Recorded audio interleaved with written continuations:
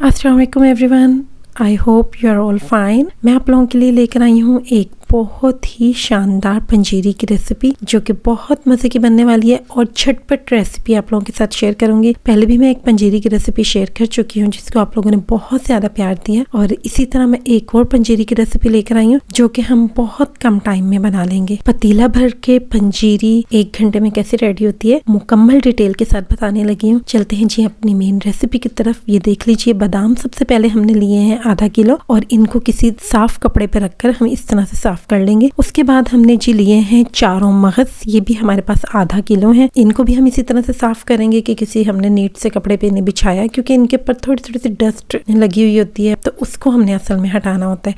वैसे तो ये तकरीबन साफ ही होते हैं। अगर आपको कोई इसमें ऐसी चीज दिखे जो साफ करने वाली है, उठाने वाली है, तो आप उसे उठा लीजिएगा। दूसरा जी हमारे पास है मखाने, वो हमने लिए हैं आधा किलो। इनको भी हम इसी तरह से साफ कर लेंगे। ये ज्यादा या कम किस क्वांटिटी करना चाहते हैं किसी चीज की, अकॉर्डिंग टू योर बजट आप बेशक कर सकते हैं। इसमें कोई लिमिट्स नहीं होती कि ये चीज आपने इतनी ही डालनी है। इसके अलावा जी हमारे पास पिस्ता है, पिस्ता भी हमारे पास आधा किलो है। इसको भी हम अच्छे से साफ करेंगे और फिर हम इसको फ्राई कर लेंगे। इसके अलावा हमारे पास है जी काजू, जो कि हमने लिए हैं आधा किलो और ये हमने लिए कच्चे वाले काजू। रोस्टेड काजू आपने नहीं लेने। रोस्टेड काजू पंजीरी में नहीं डालते क्योंकि हमने इनको खुद रोस्ट करना है देसी घी में, तो हमें रोस्टेड काजू लेने की जरूरत नहीं थी। इसके अलावा जी हमारे पास है ये अखरोट छिले हुए, ये भी हमने आधा किलो लिए हैं। इसके अलावा जी हमने ले लिए हैं छुआरे, इनको भी हम साफ करेंगे, इनकी गुठलियां निकाल लेंगे, इनको कट कर लेंगे। अभी मैं आपको इनको साफ करने का तरीका बता रही हूँ और फिर मैं आपको ये भी दिखाती हूँ कि हमने इनको किस तरह से कट करना है। ये है जी हमारे पास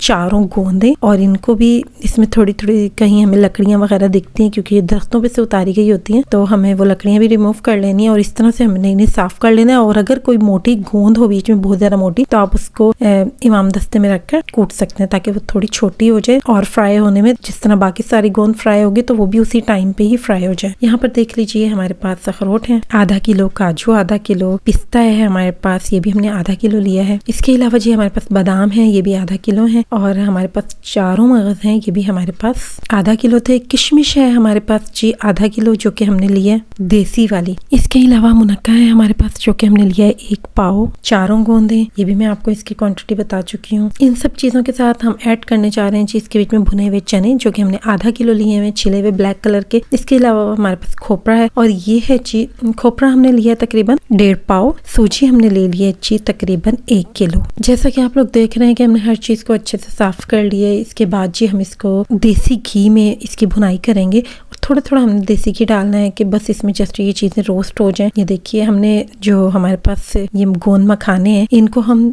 2 से 3 दफा में फ्राई करेंगे। और इसका जो पंजीरी का एक मेन है ना सीक्रेट, वो ये है लो फ्लेम पे आपने इसको फ्राई करना है। ये यहाँ पर देखिए जी जो हमारे पास गरी थी उसको हम इस तरह से कद्दूकश कर रहे हैं और वैसे आपको पाउडर भी मिल जाता है बाजार से, लेकिन इस तरह से कद्दूकश कर लेंगे तो बेहतर रहेगा। अगर आप पाउडर लेना चाहते हैं, बिल्कुल ही मेहनत से बचना चाहते हैं, तो आप वो ले लीजिए। इसके अलावा जी हमने देखिए पहले तो आधे रोस्ट कर निकाले फूल मखाने, अब बाकी के हम रोस्ट कर रहे हैं। ये सब हमने देसी घी में ही रोस्ट करने हैं। यहाँ पर तकरीबन हमारा 1.5 पाव देसी घी लगा होगा, इतना ही लगा है तकरीबन। यहाँ पर देखिए हमने इसको रोस्ट किया तो ये किस तरह से हमने इसको प्रेस किया तो ये बिल्कुल क्रिस्पी सा हो गया है। तो यही इसकी पहचान है कि हमारे ये जो यहाँ देखिए जो कच्चा है उसको मैंने जब उसको प्रेस किया तो फोम की तरह था, वो बिल्कुल नहीं टूटा। यहाँ पर जी हमारी सारी गरी भी कद्दूकश हो चुकी है जिसको हमने मोटा वाला ग्रेट किया और इसको भी हम थोड़ा सा देसी घी डालकर हल्का सा रोस्ट कर लेंगे। यहाँ पर जी अगेन हमने जो फूल मखाने डाले थे वो भी हमारे रोस्ट हो चुके हैं और हमने उनको चेक किए तो ये बिल्कुल क्रिस्पी हो गए हैं। तो यही पहचान है इनके रोस्ट होने की। आपने किसी भी चीज को रोस्ट करते हुए बिल्कुल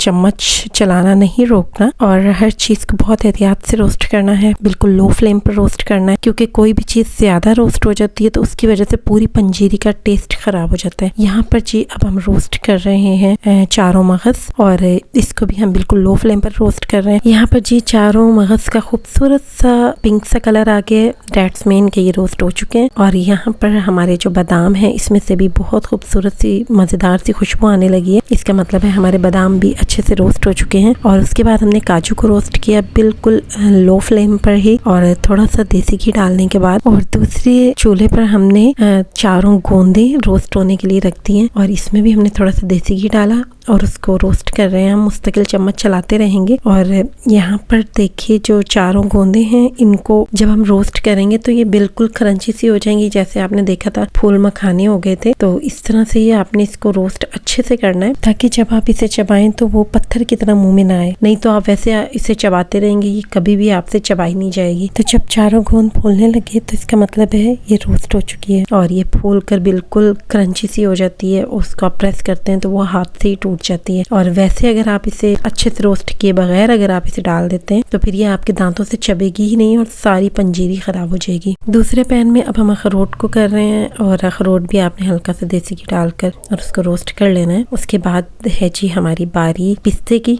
इसमें भी हमने थोड़ा सा देसी घी डाला और उसको हम रोस्ट कर लेंगे। सारी चीजें उधर ऑलमोस्ट रोस्ट हो चुकी हैं, लेकिन देखिए गोंद कितना टाइम लेती है। और ये देखिए अब थोड़ी थोड़ी फूलना शुरू हो गई है। और अगर कुछ गोंद ऐसी रह गई है जो सही से नहीं फूल रही तो उसको आपने अच्छे से चम्मच चलाते रहना है, वो फूल जाएगी इंशाल्लाह। लेकिन आपने उसको अच्छे से रोस्ट जरूर करना है, नहीं तो वो आपके मुंह में आएगी। यहाँ देखिए ये तकरीबन हमारी जो गोंद है फूल चुकी है, लेकिन अभी भी थोड़ी थोड़ी बीच में ऐसे रह गई है। दूसरी तरफ हमने अगेन फ्राई पैन में हमने रख दिया है किशमिश को फ्राई होने के लिए और यहाँ पर चारों गोंद भी अच्छे से रोस्ट हो चुकी हैं। नेक्स्ट हमारे पास काले चने हैं, उनको हम थोड़ा सा देसी घी डाल के रोस्ट कर लेंगे। ये सारी चीजों का हमने बाद में पाउडर बना लेना है और मैं आपको बताऊंगी कि इसको कितना मोटा रखना है आपने। और एक तरफ हमने जी फ्राई पैन में छुआरों को फ्राई होने के लिए जिनको हमने कट कर लिया था थोड़ा सा देसी घी डालकर रोस्ट होने के लिए रखा है। और दूसरी तरफ हम काले चने हैं हमारे पास, उनको रोस्ट कर रहे हैं और इसको आपने लो फ्लेम पर भूनना है। और यहाँ पर देखिए हमारी सारी चीजें रोस्ट होकर रखी हुई हैं। हमने हर चीज को रोस्ट करके थोड़ी देर के लिए छोड़ देना ताकि ये इसके अंदर से जो गर्मी है नमी है वो खत्म हो जाए और जब हम इसको चॉपर में चॉप करें तो ये अच्छे से चॉप हो जाए। यहाँ पर देखिए जी हम सूजी को भून रहे हैं। सूजी अपना टाइम लेगी भुनने के लिए, तो आपने इसको खूबसूरत सा गोल्डन कलर होने तक लो फ्लेम पर फ्राई करना है। और जब ये सूजी अच्छे से रोस्ट हो जाए तो उसके बाद आपने इसके बीच में चीनी ऐड कर देनी है। और चीनी आपने ऐड करनी है तकरीबन 1 kg हमने अगर सूजी ली है तो उसके हिसाब से इसके बीच में 3 पाव चीनी डलेगी। मतलब 3 कप आपने चीनी डालनी है या शुगर डालनी है, जो भी आप ऐड करेंगे। और अगर आपको वो कम लगेगी तो आप बाद में भी ग्राइंड करके डाल सकते हैं।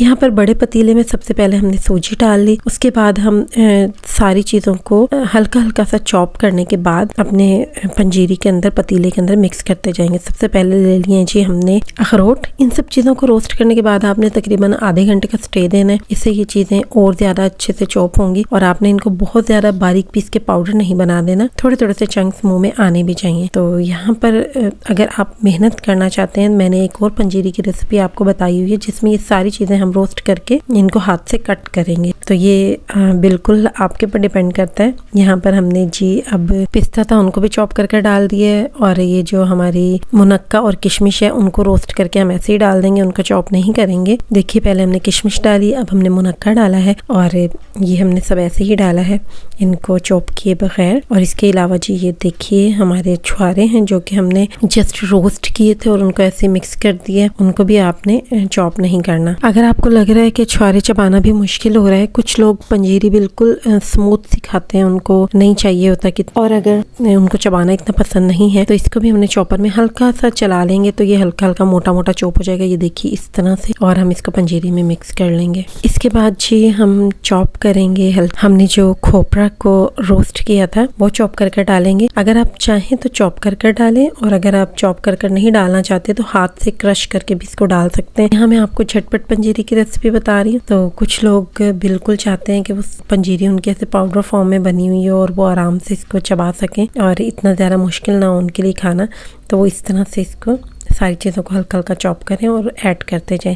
यहाँ पर हमारे पास बादाम है, बादामों को भी हम इसी तरह से ही चॉप करके डाल देंगे। इसके बाद हमारे पास फूल मखाने हैं। किसी भी चीज़ को आपने इतना ज़्यादा चॉप नहीं करना कि वो बिल्कुल पाउडर फॉर्म में चेंज हो जाए, तो ऐसी होनी चाहिए कि उसके हल्के हल्के से चंक्स दिखें। इन सब चीज़ों को चॉपर में चॉप करने के बाद हम बड़े पतीले में मिक्स करते जाएंगे। अब है जी बारी भुने हुए काले चनों की, जिसको हमने अगेन देसी घी में हल्का सा रोस्ट कर लिए, उनका हम बिल्कुल पाउडर बनाकर डालेंगे। और अक्सर लोग पंजीरी में आटा भूनकर मिक्स करते हैं, थोड़ा सा आटा डाल देते हैं देसी आटा। लेकिन अगर देसी आटे की जगह आप ये वाला चेंज करें, काले चने को इस तरह से रोस्ट करके उसका पाउडर बनाकर ऐड करें, तो बिलीव मी पंजीरी का पूरा टेस्ट ही चेंज हो जाएगा। बहुत मजे की पंजीरी बनती है। सारी चीजों को 1 बाय 1 करके अच्छे से चॉप करके हमने पंजीरी में ऐड कर दिया। और अगर इस स्टेज पे भी आपको चीनी थोड़ी कम लगती है, जैसे हमें थोड़ी सी लग रही थी, तो हमने हाफ कप चीनी को ग्राइंड करके वो भी पंजीरी में ऐड कर दिया। अगर आप चीनी ऐड करना चाहते हैं तो वो कर लीजिए, अगर आपने ब्राउन शुगर ऐड करनी है तो वो कर लीजिए। ये देखिए हमारी शानदार सी पंजीरी बनकर रेडी हो चुकी है। यहाँ पर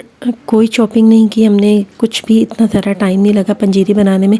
जस्ट 2 घंटों में हमने पूरी पंजीरी बनाकर रेडी कर ली, नहीं तो पंजीरी बनाने में पूरा पूरा दिन गुजर जाता है। एक रेसिपी में और भी पंजीरी के बारे में मेरे यूट्यूब चैनल पर आपको मिल जाएगी, जो कि बहुत डिटेल वीडियो है। और जिस तरह से पहले के लोग पंजीरी बनाते थे, हर चीज़ को कट कर करके, उस तरह से वो पंजीरी की रेसिपी मैंने शेयर की हुई है। अगर आप चाहें तो उसका लिंक भी मैं डिस्क्रिप्शन में दे दूंगी, आप वहाँ से जाके उसको वॉच कर सकते हैं। आई होप आपको ये मेरी पंजीरी की रेसिपी ज़रूर पसंद आई होगी। रेसिपी पसंद आए तो इसको फ्रेंड्स एंड फैमिली मेम्बर्स के साथ ज़रूर शेयर कीजिएगा। मुझे दुआओं में याद रखिएगा। इंशाल्लाह मिलते हैं किसी नेक्स्ट वीडियो में। तब तक के लिए अपना बहुत ख्याल रखिएगा। टेक केयर एंड अल्लाह हाफिज़।